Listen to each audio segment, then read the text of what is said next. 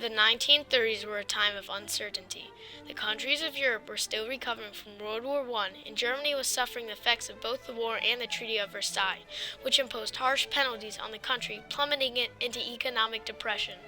Adolf Hitler and the Nazi Party took the opportunity to seize power in Germany and break the Treaty of Versailles. Hitler broke the treaty by rearming for war and invading other countries. Though most people were oblivious to this threat, one man was not. Winston Churchill. Churchill took a stand against Hitler and Nazi Germany despite great risks to his professional reputation, by warning Britain of the dangers they faced from Germany. In 1932, Churchill knew the Germans were preparing to go to war, so he proposed to Parliament that they at once start preparing for war. This, however, was not a notion many people wanted to follow because the bloodshed of World War I was fresh in the minds of many British. Prime Minister Neville Chamberlain, a pacifist, proposed appeasing Germany. He believed that if they gave Hitler what he wanted, he would stop attacking other countries. Churchill thought otherwise. He said, if you give a dictator what he wants, he'll demand more.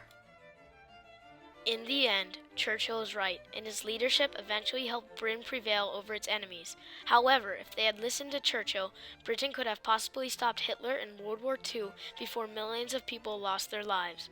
As Churchill told President Roosevelt, World War II was the unnecessary war.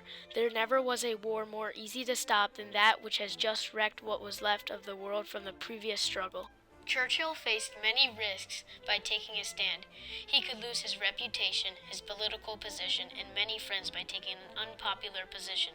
There was a sequence of events in Churchill's life, from his learning to fend for himself at a young age, to being extremely brave in the Boer and First World War, and to the pressure of the political arena that prepared him to take a stand at this crucial moment. Churchill was born on November 30th, 1874, to an aristocratic family with a long tradition of public service. He was first elected to Parliament in the 1900s, and from 1908 to 1911, Churchill rose to power. He supervised the Navy and was responsible for passing many acts that improved the welfare of the public. Churchill returned to the Conservative Party in 1924, but from 1930 to 1939, Churchill experienced what most call his wilderness years, where he had little political influence and spent a great deal of time writing, painting, and traveling. In the early 1930s, he began warning of the Nazi threat to England and Europe after witnessing the Nazis' actions in Germany. In 1932, Churchill published an article in the Daily Mail where he asked if England could defend itself. In response, his colleagues and general public shunned him. In 1933, Churchill continued to warn Parliament, saying, "Those Germans aren't looking for equal status. They're looking for weapons. Germany is arming. She is arming rapidly, and no one will stop her." In 1935, Churchill advocated that the British should support the League of Nations, which had the duty of trying to resolve international disputes. Churchill knew that if England supported the League, that they would be able to eradicate the Nazi threat.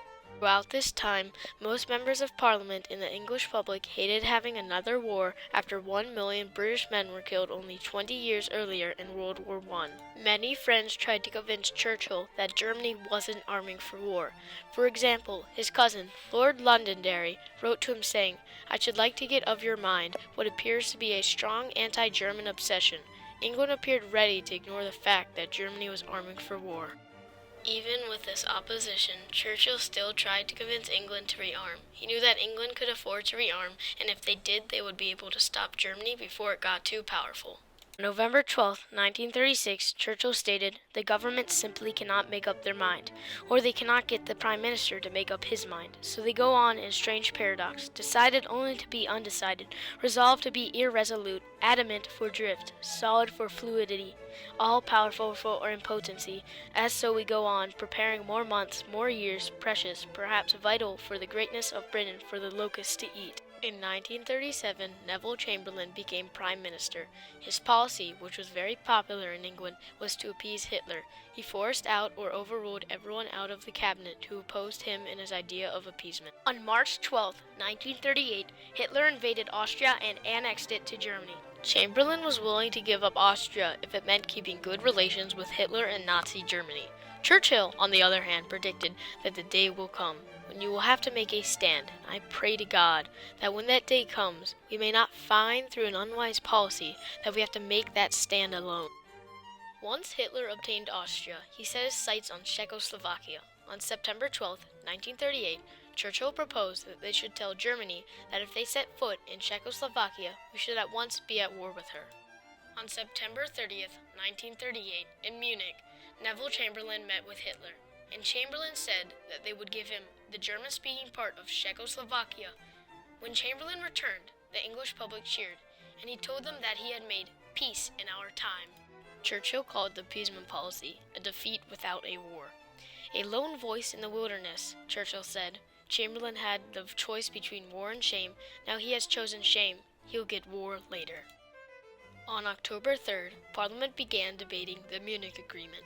Churchill rose at 5:10 and spoke for 45 minutes. Churchill stated, "We have sustained a total defeat."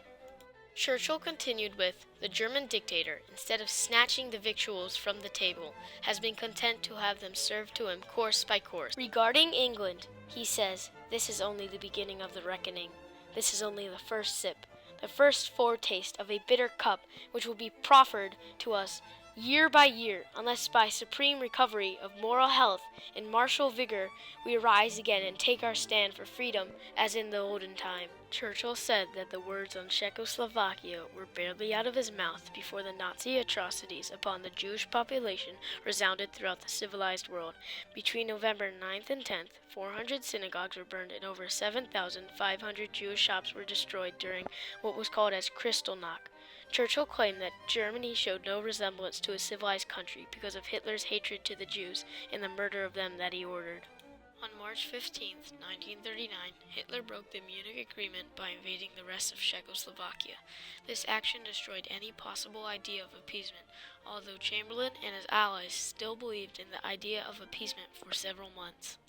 After the invasion of Czechoslovakia, Britain started waking up to the danger of Nazi aggression and started pressuring Chamberlain to change the government's course to follow Churchill's suggestions. At this time, although Chamberlain knew that war was inevitable, he still tried to prevent it while taking some steps to prepare England for war. 2 days later, Neville Chamberlain created the Ministry of Supply, which Churchill advocated creating in 1936, 3 years before. German soldiers invaded Poland on September 1st, 1939. The invasion was the spark that started World War II. On September 2nd, Britain and France told Germany that if they didn't leave Poland, that they would declare war. Hitler ignored this warning, and on September 3rd, 1939, Neville Chamberlain announced to the British public that they were at war with Germany. Chamberlain was pressured to resign because Parliament thought he didn't have the necessary skills to lead them through World War II. On May 10th, George VI appointed Winston Churchill Prime Minister, where he took his greatest stand, leading his country and the Allies to victory against the Axis powers. Some historians argue that appeasement was a way to buy England time to rearm, but in the end they didn't use the time bought with appeasement to rearm. Even after Anschluss, Chamberlain's views on appeasement still had a lot of support.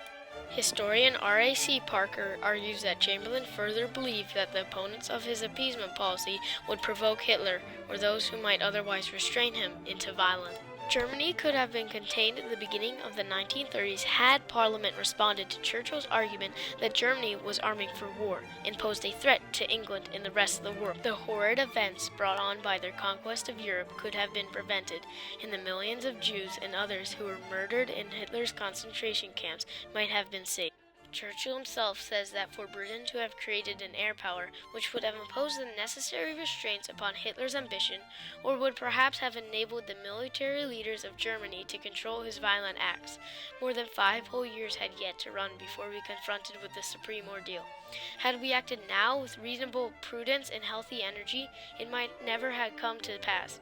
Based upon superior air power, Britain and France could safely have invoked the aid of the League of Nations, and all the states of Europe would have gathered behind them.